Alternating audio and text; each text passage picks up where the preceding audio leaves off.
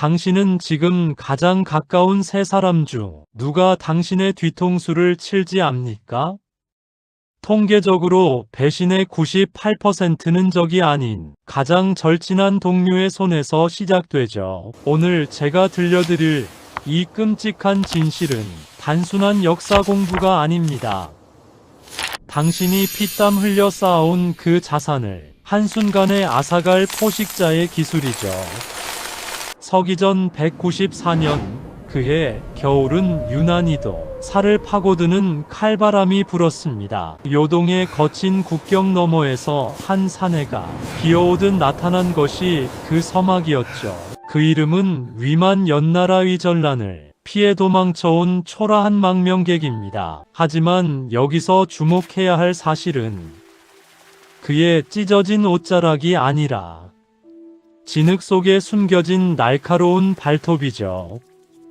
진짜 포식자는 절대로 처음부터 이빨을 드러내며 다가오지 않습니다. 오히려 세상에서 가장 처량한 표정으로 당신의 동정심을 정교하게 자극하죠. 위만은 고조선 이성문 앞에서 무릎을 꿇고 통곡을 했습니다. 갈 곳 없는 이 불쌍한 짐승에게 따뜻한 볏짚 한 줌만 허락해 주소서. 그의 목소리는 미세하게 떨렸지만 그의 머릿속은 이미 왕궁의 구조를 초 단위로 분석하고 있었습니다. 당신도 지금 누군가에게 이런 식의 감성파리에 당하고 있지는 않나요? 당신은 참 정이 많으시군요. 그래서 늘 손해만 보고 사시죠? 위만은 준왕의 이런 허술한 심리를 정확히 꿰뚫는 콜드리딩의 천재였죠. 그는 연나라에서 데려온 수천 명이 패잔병을 가족이라 불렀습니다. 그들은 사실 굶주린 늑대 무리였지만 준왕의 눈에는 그저 가여운 양떼로 보였다는 것이 비극의 시작입니다. 상대가 보고 싶어하는 모습만 보여주며 경계심의 빗장을 하나씩 푸는 기술. 준왕은 위만의 눈물에서 진심을 받고 위만은 준왕의 눈에서 빈틈을 받습니다. 친절이라는 가면을 쓴 이 늑대가 어떻게 당신의 안방까지 들어오는지 그 소름 돋는 과정을 보셔야 합니다. 위만은 준왕의 결핍을 읽어냈습니다. 강력한 군사력이 필요했던 왕에게 자신을 충직한 사냥개로 포지셔닝했죠. 하지만 사냥개는 주인이 잠든 사이 주인의 목덜미를 가장 먼저 노립니다. 착한 당신을 이용해 먹는 사람들은 항상 위만과 같은 표정을 짓습니다. 그들은 당신의 선의를 먹이로 삼아 자신의 덩치를 키우는 기생충이죠. 망명객이라는 신분은 껍데기일 뿐. 그는 이미 왕의 심장을 노렸습니다. 그런데 정말 무서운 사실은 위만이 가져온 것이 빈손이 아니었다는 겁니다. 준왕의 이성을 완전히 마비시켜버린 치명적인 독이 든 선물이 있었죠. 왕의 목숨과 맞바꾸게 될 그 물건이 무엇인지 알게 되면 경악하실 겁니다. 과연 위만이 준왕의 손에 쥐어준 그 달콤한 파멸의 열쇠는 무엇일까요? 단돈 영원으로 당신의 전 재산을 합법적으로 뺏어가는 방법을 아나요? 상대는 당신의 착함을 담보로 잡고 당신의 곳간 열쇠를 요구할 겁니다. 고조선의 준왕이 바로 그 함정에 제 발로 걸어 들어갔던 주인공이죠. 위만이 건넨 그 독이 든 선물은 바로 충성이라는 이름의 가짜 약속입니다. 서쪽 국경을 제게 맡겨만 주신다면 한나라의 침입을 목숨 걸고 막으리다.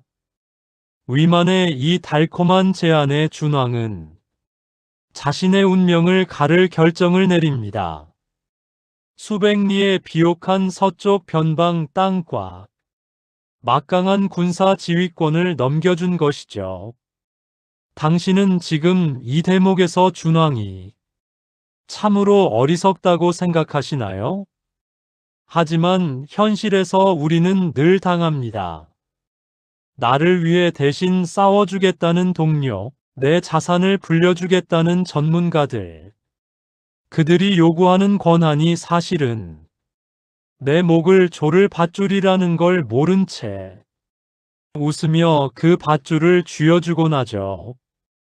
위만은 그 땅을 받자마자 본색을 서서히 아주 치밀하게 드러냅니다. 왕이 하사한 비단과 곡식들은 백성들의 환심을 사는 미끼가 되었고, 왕이 빌려준 병기들은 오로지 위만 한 사람만을 위해 날이 섰죠. 준왕은 위만이 국경에서 오랑캐를 막아내는 든든한 방패라 믿었습니다. 그래서 위만이 더 많은 물자를 요구할 때마다 기꺼이 내어주었죠. 이것이 바로 매몰 비용의 오류입니다. 이미 투자한 게 아까워서 혹은 상대를 믿고 싶은 마음이 너무 커서 파멸의 징조를 애써 외면하는 겁니다. 위만은 낮에는 왕을 향해 절하고 밤에는 왕의 심장을 도려낼 지도를 병사들과 함께 공유하고 있었습니다.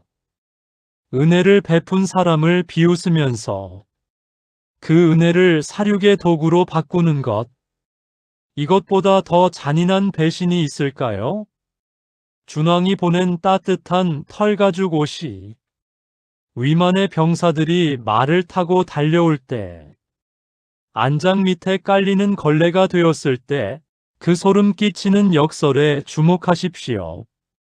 당신이 베푸는 선의가 누군가에겐 당신을 무너뜨릴 자금이 된다는 사실, 이것이 위만이 가르쳐주는 교훈이죠. 준왕은 위만을 국경의 수문장이라 철석같이 믿고 깊은 잠에 빠졌습니다. 하지만 위만이 밤마다 몰래 닦은 건 국경을 지킬 성벽이 아니었습니다. 왕의 침실까지 단숨에 도달할 수 있는 가장 은밀한 피해 고속도로였죠. 그런데 말입니다. 위만은 단순히 무력으로만 성문을 연 게 아니었습니다. 준왕이 스스로 성문을 열 수밖에 없는, 도저히 거부할 수 없는 공포의 시나리오를 준비해두고 있었던 겁니다. 과연 위만이 던진 그 치명적인 거짓말은 어떻게 왕검성의 빗장을 풀었을까요? 그 소름 돋는 심리전의 실체를 알게 되면 당신은 오늘 밤 잠들지 못할 겁니다. 당신은 혹시 당신의 돈으로 당신의 적을 키우고 있지는 않나요? 조직이 무너지는 원인의 70%는 외부의 침략이 아닌 내부의 부패, 그 중에서도 눈먼 신뢰에서 시작되죠. 오늘 제가 보여드릴 위만의 기술은 당신의 호의를 이용해 당신의 권위를 뿌리째 뽑아버리는 악마의 수법입니다. 위만은 변방의 땅을 다스리면서 왕이 보내준 막대한 곡식과 비단을 자신의 창고에 가두지 않았습니다. 대신 그것들을 굶주린 백성들에게 아낌없이 나누어 주기 시작했죠. 하지만 그건 자선 사업이 아니었습니다. 왕은 궁궐에서 술을 마시며 당신들의 고통을 잊어버렸지만 나 위만은 당신들과 함께 하겠소. 왕의 돈으로 생색은 자신이 다 내며 백성들의 마음속에 깃든 왕의 자리에 자신의 이름을 새겨 넣은 겁니다. 이것이 바로 보이지 않는 침투이자 상대의 자원을 빼앗아 내 편을 만드는 가장 저렴하고도 확실한 방법이죠. 당신 주변에도 이런 사람이 있을 겁니다. 회사의 공금을 제 돈처럼 쓰면서 동료들에게 밥을 사고 환심을 사며 정작 당신을 꼰대로 만드는 사람 말이죠. 위만은 여기서 멈추지 않았습니다. 왕검성의 핵심 권력자들에게도 은밀하게 황금의 냄새를 풍겼습니다. 위만이 보낸 보석 상자를 받은 대신들은 조정회의에서 왕의 눈과 귀를 가렸죠. 위만은 참으로 성인군자입니다. 전하. 그런 충신을 의심하는 자들이야말로 나라를 망치려는 간신들입니다. 준왕은 자신을 지키고 있다고 믿었던 대신들의 찬양 섞인 보고를 들으며 안심이라는 이름의 늪에 빠져들었습니다. 하지만 그들이 찬양한 것은 위만의 충성이 아니라 그가 건넨 차가운 금덩어리였죠. 신뢰라는 이름의 마약에 취한 왕은 자신의 발밑에서 성벽이 갉아먹히는 그 섬뜩한 소리를 듣지 못했습니다. 이미 왕검성의 민심과 권력의 흐름은 준왕이 아닌 위만을 향해 흐르고 있었고 왕궁은 텅 빈 껍데기만 남은 상태였죠. 상대가 당신을 위해 일하고 있다는 착각, 그것이 위만이 설계한 거대한 덫이었습니다. 그런데 정말 소름 끼치는 반전은 위만이 왕의 선의를 짓밟는 방식이 단순히 돈을 가로채는 수준이 아니었다는 점이죠. 준왕이 가장 아끼던 상징을 이용해 왕의 인격 자체를 모욕하며 비웃었던 위만의 그 악마 같은 두 얼굴을 보셔야 합니다. 자신을 키워준 주인을 향해 위만이 뱉은 그 치명적인 조롱과 분노 유발의 현장, 도대체 위만은 왕의 자비심을 가지고 어떤 추악한 짓을 저지르고 있었을까요? 당신의 진심이 누군가의 술안주로 난도질당하고 있다는 사실을 안다면 당신은 지금처럼 웃을 수 있을까요? 배신자들의 가장 역겨운 특징은 당신의 선의를 무능으로 정의하고 그것을 조롱의 도구로 쓴다는 겁니다. 지금 당신이 공들여 쓴 기획안이나 정성을 다해 건넨 따뜻한 조언이 상대의 단톡방에서 비웃음거리가 되고 있을지 모른다는 경고입니다. 고조선의 준왕은 위만을 믿었습니다. 아니, 자신의 선한 본성을 믿었기에 그에게 왕실의 상징과도 같은 자줏빛 비단과 명검을 하사했죠. 그것은 단순한 물건이 아니라 너를 내 형제로 임명한다는 왕의 영혼이 담긴 증표였습니다. 하지만 위만은 그 선물을 받자마자 부하들이 흑발로 드나드는 막사이 발매트로 깔아버리는 만행을 저지르죠. 왕의 자비심을 짓밟으며 걷는 기분이 생각보다 아주 짜릿하구나. 위만은 부하들과 독주를 마시며 준왕이 보낸 눈물 어린 편지를 큰 소리로 낭독하며 비웃었습니다. 주기만 하는 자는 뺏기기 위해 태어난 존재에 불과하다는 말로 부하들의 죄책감마저 지워버렸죠. 이것이 바로 가스라이팅의 정점입니다. 배신을 당연한 권리로 만들고 피해자를 조롱받아 마땅한 호구로 낙인 찍어버리는 고도의 심리전이죠. 위만은 준왕이 준 그 명검으로 고조선의 지도를 난도질하며 공격 루트를 하나하나 점검했습니다. 자신을 살려준 생명의 은인을 사냥감으로 부르며 낄낄대는 모습.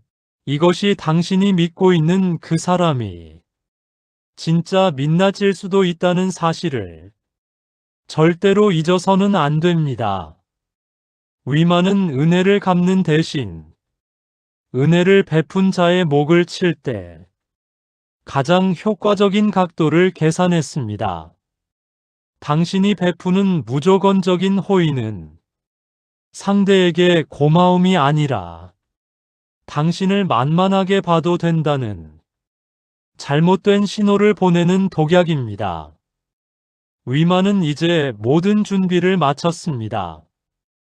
왕의 돈으로 군대를 먹이고 왕의 선물로 적의 투지를 키웠죠. 이제 남은 것은 성문을 여는 것뿐. 그런데 위만은 피 한 방울 흘리지 않고 준왕이 스스로 빗장을 풀게 만드는 기막힌 심리 트릭을 가동합니다. 왕검성의 거대한 문을 단숨에 열어버린 그 소름 끼치는 거짓말의 정체, 당신의 상식을 완전히 파괴할 그 가짜 뉴스의 실체를 공개합니다. 당신이 가장 두려워하는 그 공포가 사실은 누군가 치밀하게 설계한 가짜 뉴스라면 믿으시겠습니까? 상대는 당신의 불안을 먹고 자라며 당신이 스스로 무너지게 만듭니다.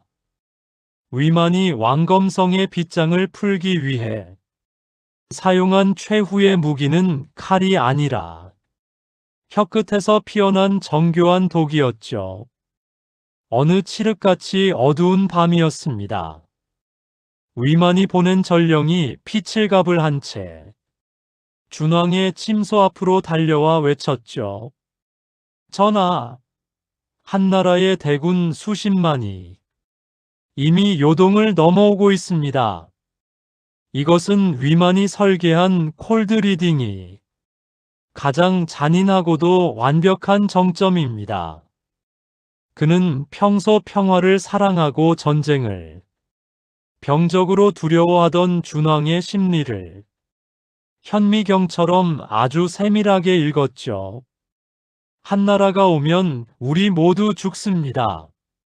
소신이 목숨을 걸고 왕을 지키기 위해 지금 당장 정예병을 이끌고 가겠습니다. 불안에 눈이 먼 준왕에게 위만은 지옥에서 내려온 유일한 구원자이자 끊어지지 않을 생명줄로 보였습니다. 당신도 위기에 처했을 때 갑자기 구세주처럼 나타난 그 사람을 보며 안도의 한숨을 내쉰 적이 없나요? 그 안도감이 당신의 모든 판단력을 마비시키는 가장 무서운 마약입니다. 대신들은 위만의 군대가 너무 많다며 의심을 품었지만 준왕은 꾸짖었죠. 충신 위만이 우리를 구하러 오는데 어찌 그리 의심이 많단 말이냐. 위만은 성문 밖에서 미소 지었습니다. 왕이 스스로 성문을 열어주기를 자신의 군대를 구원군이라 부르며 환영해주기를 느긋하게 기다렸죠. 거짓으로 만든 공포는 이성을 마비시키고 상대를 침략자가 아닌 은인으로 착각하게 만드는 마법을 부립니다. 준왕은 위만에게 성문의 열쇠를 넘기며 그의 손을 잡고 눈물을 흘렸습니다. 하지만 그 손은 이미 차가운 금속과 피의 냄새로 가득 차 있었다는 것을 왕은 성문이 열리고서야 깨닫게 되죠. 상대의 불안을 이용해 자신의 이득을 취하는 자들의 전형적인 수법입니다.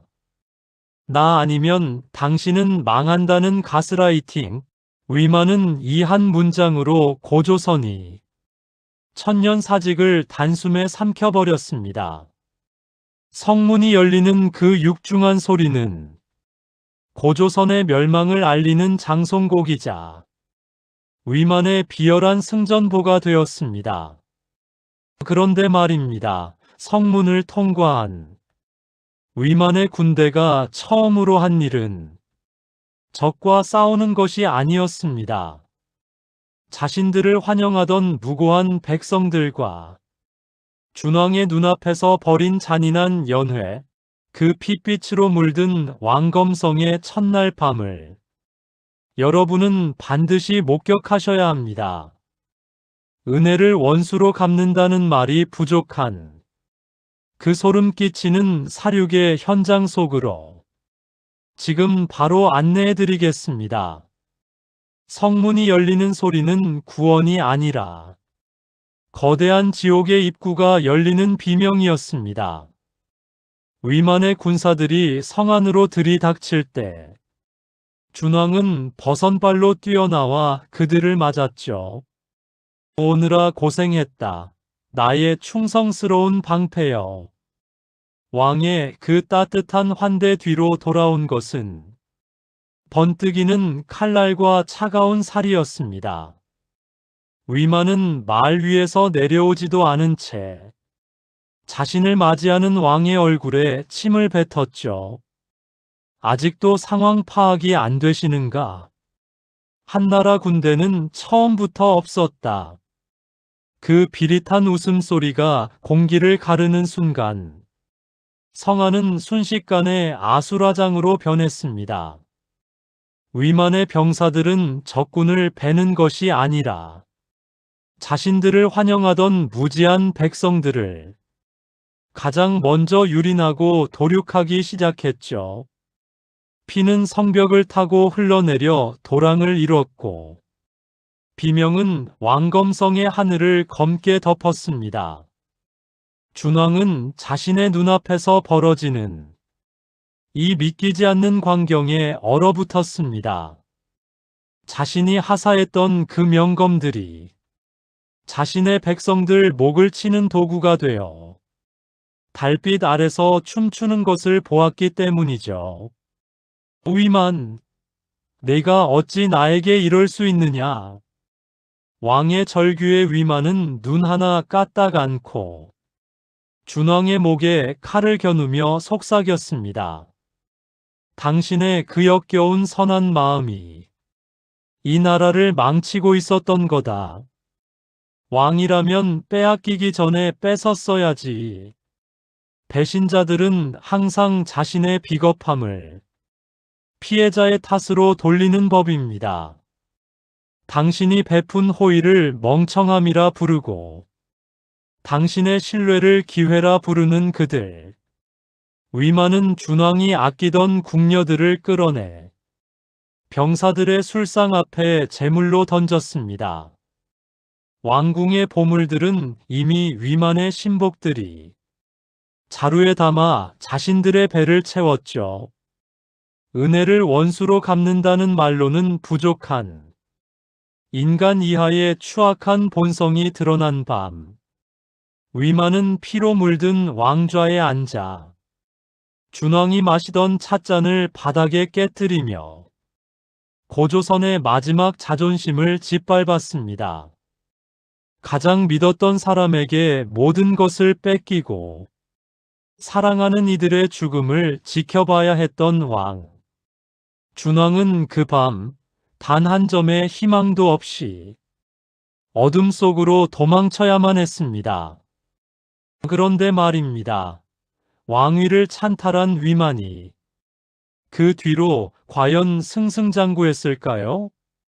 피로 세운 왕좌 위에서 위만이 겪어야 했던 지독한 불면증과 의심의 감옥, 그 소름 돋는 인과응보의 과정을 알면 당신은 배신의 끝이 얼마나 비참한지 똑똑히 목격하게 될 것입니다. 성공한 찬탈자 위만이 평생을 바쳐 치러야 했던 잔인한 대가는 무엇일까요? 왕좌에 앉은 위만은 승리자였을까요? 피로 물든 용포를 걸친 그의 눈에 비친 건 찬란한 미래가 아닌 칠흑 같은 공포였습니다. 성공한 찬탈자라는 화려한 수식어 뒤에 숨은 지독한 의심의 감옥이 그를 가두었죠. 위만은 고조선의 이름을 그대로 썼습니다. 백성들의 반발을 잠재우기 위한 기만이자 자신의 정통성을 억지로 끼워 맞춘 연극이었죠. 하지만 껍데기만 남은 고조선의 내부는 이미 연나라식 공포정치로 썩어갔습니다.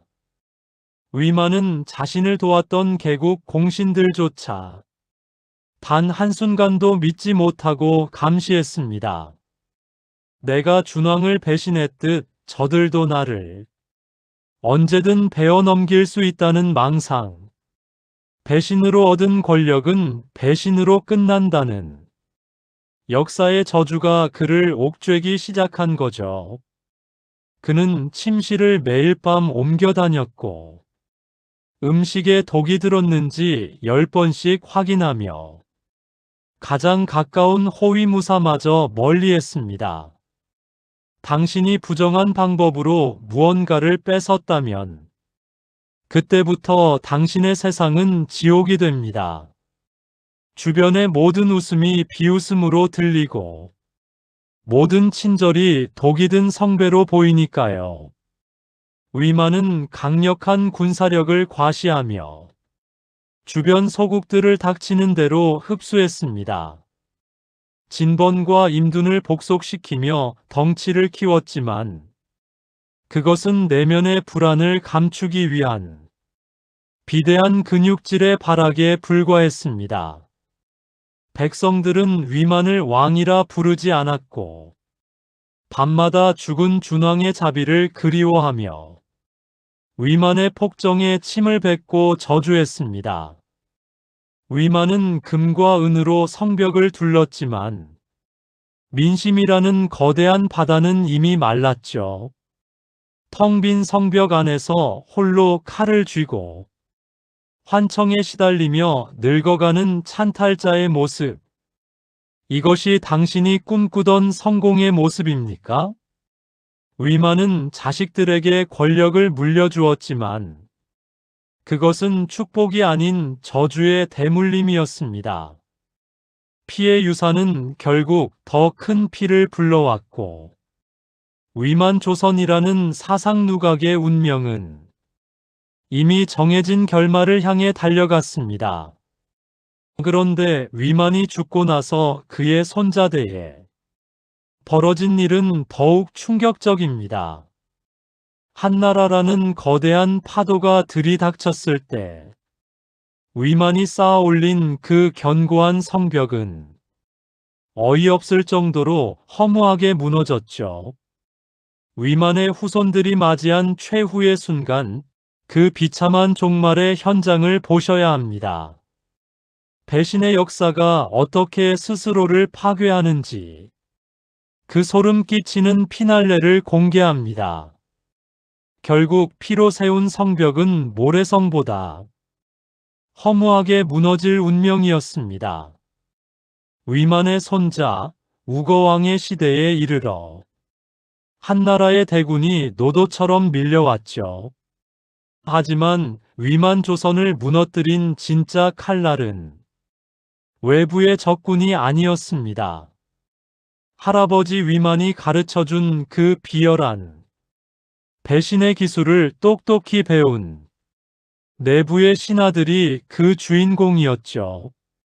나라를 지키자는 왕의 명령보다 내 목숨 하나 부지하자는 계산기가 조정의 공기를 지배하기 시작했습니다. 위만이 준왕을 속여 성문을 열었듯 그의 신하들도 우거왕을 배신하고 적에게 성문의 열쇠를 갖다 바쳤죠. 참으로 지독하고도 완벽한 인과응보 아닙니까? 자신이 휘둘렀던 그 배신의 칼날이 시간을 돌아 자신의 손자의 목을 정확하게 겨누게 된 것입니다. 우거왕은 자신의 측근이었던 자들이 손에 의해 허망한 최후를 맞이했고 한때 번성했던 고조선의 강역은 한사군이라는 치욕의 역사로 덮였습니다. 배신으로 얻은 것은 잠시였지만 그로 인해 잃은 것은 민족의 영혼이었죠. 오늘 제가 이 긴 이야기를 들려드린 이유, 이제는 명확하게 느껴지시나요? 당신 주변의 위만을 경계하십시오. 그리고 당신 또한 누군가에게 위만이 되어 성문을 열지는 마십시오. 잠깐의 이익을 위해 신뢰를 파는 순간 당신은 스스로를 평생 끝나지 않는 의심의 감옥에 가두는 꼴이 됩니다. 역사는 오늘 우리에게 묻고 있습니다. 당신은 성벽을 지키는 파수꾼입니까? 아니면 성문을 여는 배신자입니까? 긴 시간 함께 해주셔서 감사합니다. 오늘 이 이야기가 당신의 삶을 지키는 단단한 갑옷이 되었기를 바랍니다.